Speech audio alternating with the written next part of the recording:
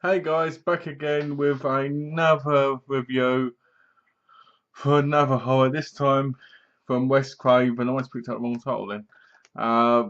This film was made in 1981, directed by Wes Craven, starring Jeff East, Lisa Hartman, Michael Berryman, Sharon Stone, as well as many others. And that film is Deadly Blessing. So you can get that right, there you go, Deadly Blessing. As you can see, it stars the guy over there who was in The Hills of Eyes. And yeah, that was Michael Berryman. And to be honest with you, I'll go on about the disc and that, and then I'll say what I think of it. So this is the Shout Factory release, the slip cover with the alternate cover on the other side, which is actually quite nice. I like that cover. It comes with a one disc, which is the Blu-ray, and it's got some special features. It says on the front of the slip cover, first time on Blu-ray and loaded with Screen Factory extras. To be honest, I didn't think it was that loaded, but here we go. An audio commentary by director Wes Craven, which is always good. Interview with actress Susan Buckner and writers Glenn M. Bennist and Matthew Barr. TV spots and a theatrical trailer. To me, there could have been a lot more, but for a 1981 film, you're lucky if you get something, I guess.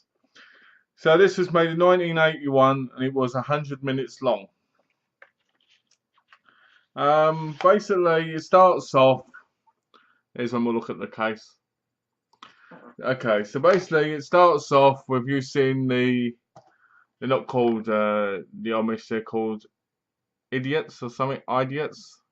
Well, they're like an Amish-like cult, and basically they're going about the occupus, and basically for not to talk to him and not to want to use a tractor because it's evil. And basically, you find out the guy on the tractor, he's been married for a year to Martha, and basically it's their 1 year anniversary. And when you see the photo, you see that he used to be a part of that, and that Isa was his father. Isa's the leader of the group, and he was disowned because he wanted to do it it's hard to say, do it the way that's not prohibited by them. So basically, at the beginning, he goes into the barn and he ends up getting killed by a tractor. And you think, oh, this is going to be an amazing film. This is going to be really good. And sadly, it isn't. But let me tell you a little bit more about it. So basically, he dies. There's a bit of a funeral. You see Isa and his family up on the hill doing their cult thing at the funeral or the burial, whatever it is. And basically, Martha's two friends come, Vicky and Lana. One being played by Sharon Stone, and I don't know the other one's played by because I'm a bit tired and I didn't really look up. So they spend time with her, and basically they go around doing stuff, being threatened by Isa and all this. And then you get the guy from The Hills of Eyes, Michael Berryman, and he's a bit of a pervert. He stares on women naked, and he gets killed pretty early on, which is alright, but at the same time a little bit upsetting because it's kind of like a classic horror star. Never big, but he's big. You know what I mean? It's not big, but it's like it's there. A bit like Danny Trejo was back in the day. He was always there, and you always knew he was there. He was always great, but he was never big. And now it's debatable. He's quite big now, Danny Trejo, but not big, but he's in more stuff. So he gets killed pretty early on, and then there's more of this stuff, and then there's a great bit in a barn with Sharon Stone with spiders and stuff. Great work, and that's probably one of the best parts of the movie. Then you've got the snake in the bathtub scene, but to be honest, it reminded me of Nightmare on Elm Street. When Nancy's in the tub and the hand comes out with the way she was in there. So maybe that was some kind of inspiration for that scene, because I'm sure this came before it, I think. I could be wrong. So the snake's in the tub, but she can't see it. She thinks it's the soap. Then she sees the snake. She's obviously screaming and trying to get out. And she does, and she kills it. Vicky falls in love or fancies his brother, the dead husband's brother, who's still a part of the cult. And basically they get off together. And basically he gets killed and she blows up in the car. And I I found the film to be very slow, and I found the kills to be, some of them were alright, but some of them were a bit lazy, like, and quick. So they had a great atmosphere for creepiness because you never knew like what was going to happen. Like for instance, you always thought Isa was like this mastermind, but was playing games with them, and you always felt like he was ahead of them and he was listening to them and following them, keeping his eye on them, you know. And it just was very creepy, and the atmosphere was great, but the action and the actual story was terrible. It reminds me a lot of Just Before Dawn. Just Before Dawn is great when it comes to atmosphere. It's an awesome film. It's great, but the killer and everything is crap, in my view. Um, so when it gets to the ending's just mental because there's a bit of a paranormal ending. There's a bit of some weird thing about someone being a guy, and the chest that they've put on the woman is absolutely dreadful. You can tell on the Blu-ray that it's a really bad pretend, you know. Um, Sharon Stone's great in it, but this is probably the best she's ever looked because she's young in it and she didn't ruin her face. The other one who played Vicky was very beautiful, I found.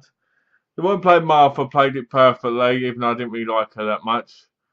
Isa, the character of Isa, I thought was great. I mean, awesome. Let's have a look. Ernest Borgnine, he was absolutely fantastic. I'd have liked to have seen. I tell you what, I'd like to have seen. I would like to have seen him actually being the killer, him actually having some kind of control of it, because he just played the creepiness role so perfectly. He was the best part of the movie, in my view. Every time he was on the scene, and every time he was on the scene, he stole it. You know, it's fantastic.